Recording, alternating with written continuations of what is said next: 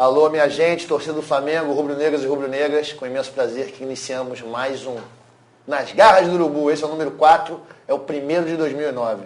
Você deve ter assistido os programas anteriores, a gente gravou um pouco de antecedência no último programa, inclusive com o Bocage e com o nosso amigo Moraes. Ficou meio engraçado, né? A gente fazendo planos, cheio de pretensões, estariam disputando a Libertadores.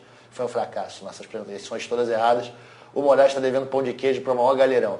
Enfim, hoje eu tenho um convidado muito especial aqui, que vem bem de encontro, aliás, vem ao encontro das discussões que a gente andou tendo nesse dezembro no Urublog. Você que se participou do blog, que você deve conhecer já naquele endereço que você está lendo aí agora, http://colunas globoesporte.com/Arthur Minenberg. A gente falou sobre o grande debate, né? O futuro do Mengão. O que a gente precisa fazer para o Flamengo voltar a ser o gigante que ele é. E para conversar sobre isso, não poderíamos passar ao lado do caminho marketing. E para isso eu trouxe a grande fera do marketing no Brasil, João Henrique Areias, está aqui comigo. É um prazer imenso estar com você aqui, João. Eu vou dar tua ficha para a galera, depois você fala com eles. O João, para quem não sabe, foi o primeiro vice-presidente de marketing do Flamengo. Entre outras coisas, foi o cara que inventou a Copa União. Foi o primeiro campeonato que deu lucro nesse país e o mais rentável até hoje, com a melhor média de público. É tudo, é Copa União, é parâmetro. É o paradigma até hoje em campeonatos brasileiros. João, prazer recebê-lo. A câmera da sua TV está à sua disposição, meu amigo. Obrigado, Arthur. Bom dia, boa tarde, boa noite, que a internet permite, né? Toda hora. Qualquer horário, ao torcedor do Flamengo em especial, né? Eu, como um profissional de marketing, Arthur, eu digo que o presidente devia ter uma foto, todo presidente de clube devia ter uma foto na frente dele, e deveria ser do torcedor, né? O órgão público é do presidente da República, do governador do estado, ou seja, o torcedor é a razão de existir do clube. E para um profissional de marketing, né, ele é o cliente, quer dizer, ele quem paga a conta, ele quem empurra o time para frente, né? Então, eu fico feliz de estar aqui podendo falar para um público que é torcedor, a maioria é torcedor do Flamengo. Eu sei que alguns vascaínos acabam assistindo. Eles vêm para aprender. Camufladamente, na madrugada e tal, eles vêm aqui olhar como é que é a coisa, né? Mas estou muito feliz de estar aqui, até porque esse local aqui me lembra a minha chegada no Flamengo, que foi aqui numa sala ao lado onde eu comecei em 1987. Bom, como vocês estão sabendo, o João foi o primeiro presidente de marketing que o Flamengo teve, que até então o marketing nos clubes de futebol era tratado como uma curiosidade, uma coisa como tinha um primo que entendia, o sobrinho da minha mulher deu umas ideias, e o negócio começou a se profissionalizar com o João Henrique Areias. E já que a gente está falando de marketing e do início das coisas, eu vou aqui puxar um papo com o João, que é o seguinte: João, quando eu estudava publicidade, essas coisas, quando eu ainda tinha uma vocação para isso, antes de me tornar um vagabundo, eu me lembro bem de uma aula de marketing que o professor disse: marketing é a arte de conquistar o cliente e de mantê-lo. Hoje em dia, isso é feito especificamente pelos departamentos de marketing em todos os clubes do mundo. Antes, quando você chegou, não era assim, era uma coisa mais informal, o presidente era uma figura pública, falava o que queria, não tinha um direcionamento. Hoje em dia, sem marketing, você não consegue ir na esquina. Eu te pergunto o seguinte, João: aonde que o Flamengo está no campo do marketing? A gente está no século XXI, a gente está no século XX, a gente está no século XVIII.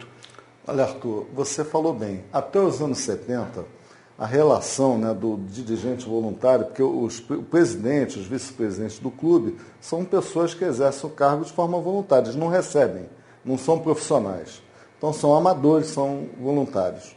Até os anos 70 funcionou bem, porque ele tinha do lado de lá, era o sócio e o torcedor, então havia uma convivência razoável, né, o torcedor não exigia muito e tal.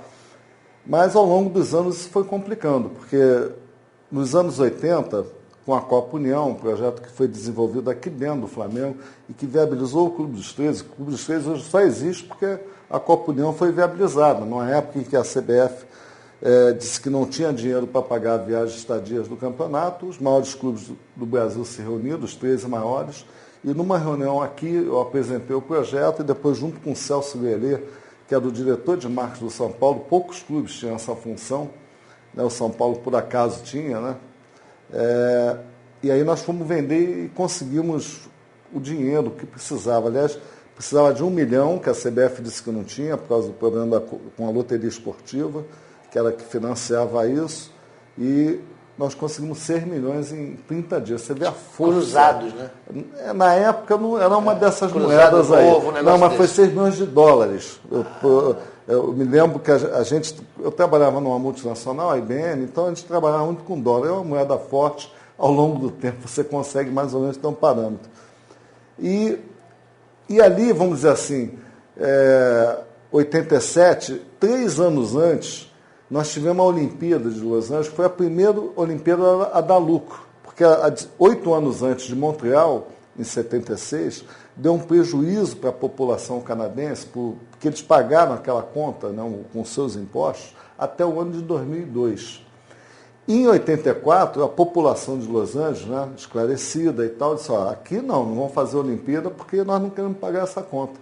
E aí foi quando surgiu um advogado chamado Peter Ubiroc, que conhecia marketing, publicidade, e propôs à prefeitura, ao prefeito, não, vamos conseguir através da iniciativa privada, vamos trazer o dinheiro, você tem que investir na parte de infraestrutura, que isso aí o governo faz e fica para o resto da vida. Mas os custos da competição, alojamento, enfim, todo o custo que gera uma competição desse tamanho, nós vamos atrás dos patrocinadores. E foi a primeira Olimpíada que deu lucro. Foi a Olimpíada em 84, a de Los Angeles, quando a Fujifilm entrou no mercado americano para combater a Kodak via a Olimpíada. E 3 anos depois, nós fizemos isso no Brasil. Né? Não havia também. E aqui foi a primeira competição que era bancada indiretamente pela Caixa Econômica, via loteria esportiva, e foi a primeira competição bancada exclusivamente pela iniciativa privada. Inclusive, o Flamengo tem uma declaração do presidente Márcio Braga com esse reconhecimento no site, né? De que a Copa União foi um marco dentro do marco esportivo brasileiro. Arthur, passaram-se 21 anos, rapaz. E em 2004 eu morei nos Estados Unidos, depois morei na Espanha, e recentemente, quando eu voltei da Espanha, o Márcio me convidou novamente para assumir o Márcio, pela 3ª vez. Foi 87, 92, coincidência, né? Porra. E 2004, que ganhamos lá, quase ganhamos a Copa do Brasil, mas aí aquele dia fatídico lá no Maracanã a gente não conseguiu. Mas enfim, 21 anos depois, aí no marketing do Flamengo eu fui participar de uma reunião com a TV Globo, o Clube dos 13.